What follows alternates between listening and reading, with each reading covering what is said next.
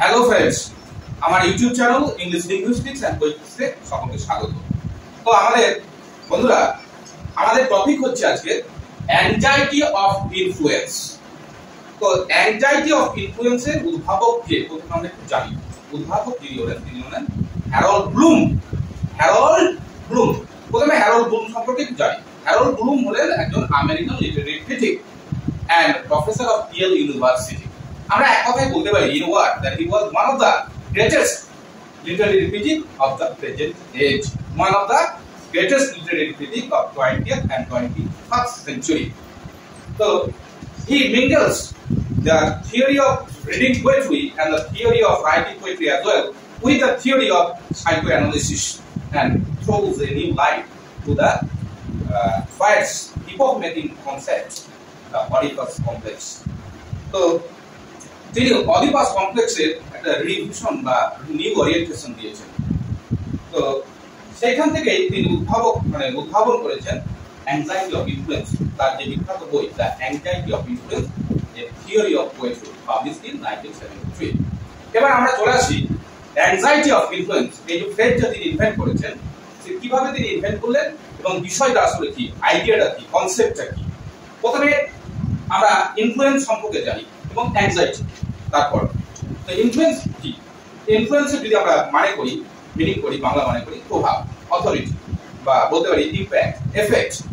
Authority of the author, earlier author, authority of the earlier author on the letter author, মানে পূর্ব কবিদের, যারা প্রেডিসেসর্স বা প্রিকার্সার্স, তাদের প্রভাব, যারা বিলেটেড পোয়েট, যারা পরে আসছে তাদের উপর, অর্থাৎ প্রভাব। নেক্সট হচ্ছে অ্যাংজাইটি। অ্যাংজাইটি কথাটার মানে হচ্ছে বাংলা মানে করলে হয় যে উদ্বেগ, অ্যাংজাস, যেটা মানে a feeling of fear arising out of uncertainty. তো এটা কিন্তু ঠিক যে কবি আর একজন কবির দ্বারা প্রভাবিত হয়। একটা কবি আরেকটা কবিতার দ্বারা প্রভাবিত হয়, এটা যেমন ঠিক সেরকম অ্যাংজাইটিতেও ভোগেন কবিরা। তো প্রভাবিত যে হন সেটা স্বীকার এমনকি প্লেটো পর্যন্ত করেছেন। তিনি বলেছেন কবিরা যখন ডিভাইনলি ইন্সপায়ার্ড হন তখন তারা কবিতা লেখেন, এবং তিনি তার রিপাবলিক যে বই তাতে তিনি কবিদের একটা সমালোচনা করেছেন। সেটা আমাদের বিষয় না। বিষয়টা হচ্ছে যে কবিরা যে ইন্সপায়ার্ড হন, যে ইনফ্লুয়েন্স হন অন্য কবির দ্বারা, এটা কিন্তু যেমন ঠিক সেরকম তারা অ্যাংজাইটিতে ভোগেন। তো ব্লুমের যে assumption, Harold Bloom assumption is that each poet starts his career with an anxiety felt by the later poet that they are being influenced by the earlier ones. তারা আগের কবির দ্বারা প্রভাবিত হচ্ছেন, যেমন ঠিক যে ইনফ্লুয়েন্স হচ্ছে তাদের গ্রেটনেস, সেরকম তারা অ্যাংজাইটিতেও ভোগেন। কেন অ্যাংজাইটিতে ভোগেন? যে অ্যাংজাইটি এই কারণে তারা দেখেন যে the precursors or the predecessors they have already used up the available inspiration, available resources, or আমরা বলতে পারি they see that the precursors, the father poet, symbolizing the father poet, already done all that is to be done, যা করা তারা করে ফেলেছে। তারা এই অ্যাংজাইটিতে ভোগেন, তারা আইডেন্টিটি তৈরি করার চেষ্টা করেন। আইডেন্টিটি যে স্ট্রাগল এবং যে প্যারেন্টাল ডিনায়াল, এটাই হচ্ছে দ্য অ্যাংজাইটি অফ ইনফ্লুয়েন্স।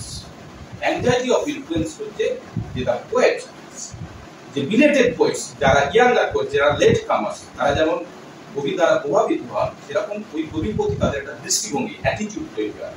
সেটা characterized by the same anxious mixture of love and rivalry, fear and hatred, to which the Oedipus complex had been assigned.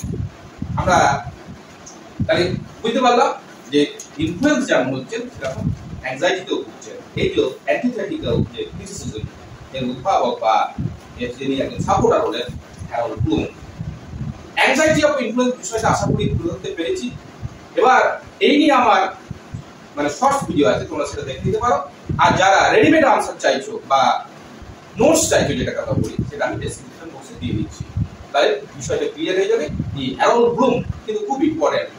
Competitive এক্সামের ক্ষেত্রে এবং যারা লিটারেরি থিওরি বা ক্রিটিসিজম নিয়ে পড়ছো তাদের জন্য।